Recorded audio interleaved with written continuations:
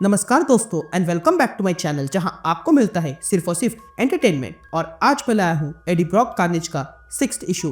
तो यार वीडियो पे नए हो तो वीडियो को लाइक कर देना और चैनल पे नए हो तो सब्सक्राइब कर देना। और साथ ही मेरे चैनल पे ज्वाइन बटन स्टार्ट हो गया है तो आप वहां से ज्वाइन कर सकते हो। और उसी के साथ अब आप मुझसे व्हाट्सएप पर जुड़ सकते हो जिसका लिंक मैं आपको डिस्क्रिप्शन में दे दूंगा। तो यार पिछले इशू में आपने देखा कि एडी ब्रॉक उन पैसेंजर्स तक पहुंच जाता है जिन्हें कार्नेज ने पकड़ के रखा है और उन्हें आज़ाद कर देता है और फिर वहां से कहीं दूर चला जाता है। तो वही मूस का बेस नष्ट हो जाने के बाद मूस अब ये किसने किया ये ढूंढने निकलता है। तो अब आगे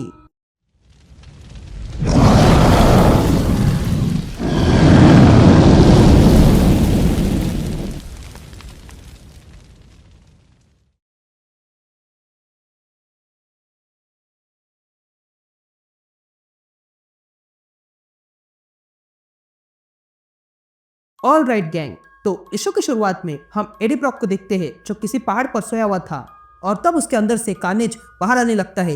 लेकिन तभी एडी देखता है कि उसके सामने एक महिला आ गई थी और वो एडी से कहती है, क्या तुम मुझे जानते हो? ये सुनते ही एडी को वहां पर कई तरह के जानवर दिखाई देते हैं जिन्हें कार्नेज मार रहा था।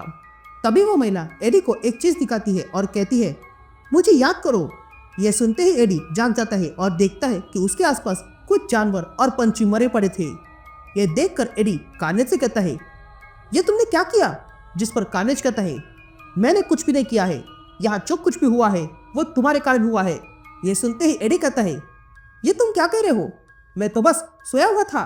जिस पर कार्नेज कहता है, हाँ तुम सोए हुए थे और तुम्हारी बॉडी भी, फिर भी तुम्हारा सिम्बायोटिक तुम्हारे शरीर को जितना हो सके उतना पोषण दे रहा है।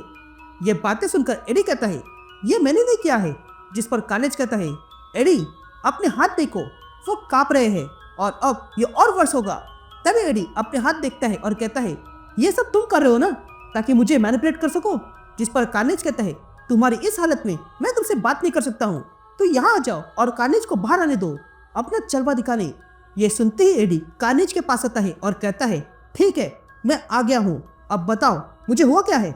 जिस पर कार्नेज कहता है, मैंने तुमसे कहा था कि अगर तुम किसी को नहीं मारोगे तो मैं तुम्हें मार दूंगा। जिस पर एडी कहता है, इसका मतलब यही है कि तुम ये सब कुछ कर रहे हो ना? जिस पर कार्नेज कहता है, नहीं एडी, तुम अभी के लिए कंट्रोल में हो और मैं अपनी सिम्बायोटिक पावर इस्तेमाल नहीं कर पा रहा हूँ। उसके लिए तुम्हें अलाउ करना होगा और उसके लिए तुम्हें मेरी बात सुननी होगी। मैं लोगों को मारना चाहता हूँ और हम जुड़े हुए हैं, इसलिए तुम्हें भी इसकी आवश्यकता है और इसीलिए तुम्हारे शरीर ने वहां पर इतने सारे जानवरों को मारा। इससे प्रॉब्लम सॉल्व नहीं होता पर ये काम चलाओ है। मैं ये नहीं चाहता हूँ। मैं अब सोच रहा हूँ कि हम मिलकर बहुत कुछ कर सकते हैं, पर उसके लिए तुम्हें मुझे खिलाना होगा। तो हम मूस के पीछे क्यों नहीं जा रहे हैं? वो बड़े काम का है, वो रियल मॉन्स्टर है, हम उसे खत्म कर सकते हैं। यह सुनते ही एडी कहता है, ये मूस यहाँ से दूर शिकागो में है। जिस पर कार्नेज कहता है, हाँ तुम सही हो, हमारे पास टाइम नहीं है, हमें कोई लोकल कोई ढूंढना होगा। मूस को बाद में देखते हैं।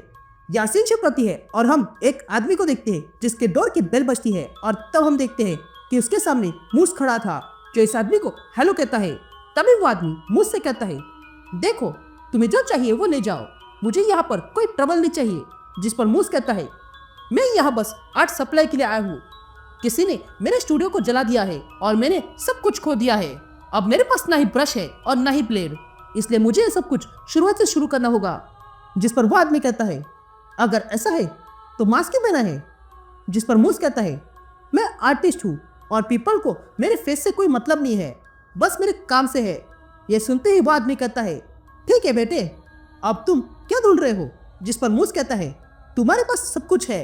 यह कहते ही मूस वहां पर खड़े सारे लोगों को देखने लगता है। उसके बाद हम देखते हैं कि मूस ने उन सारे लोगों को लटकाकर उनका खून निकालने में लगा था।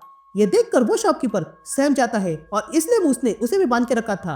और फिर वहां के कुछ ब्रश उठा लेता है और उस ओनर से कहता है, मैं सब लेके जा रहा हूँ। ये कहते ही मूस वो सारे खून की भरी हुई बोतल्स बैग में भरता है और वहां से जाने लगता है। लेकिन उससे पहले वो लाशों से कहता है, योगदान के लिए धन्यवाद। यहाँ हम एडी को देखते हैं जो ऊपर से किसी सिटी को देख रहा था। तभी कार्नेज एडी से कहता है, तुम्हें यहाँ जो कुछ भी चाहिए वो नहीं मिलेगा।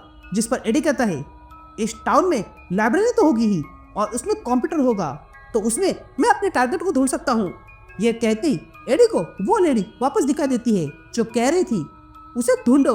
तभी कार्नेज कहता है, मुझे लग रहा था कि डेली ने हमें सारे कातिल दे दिए।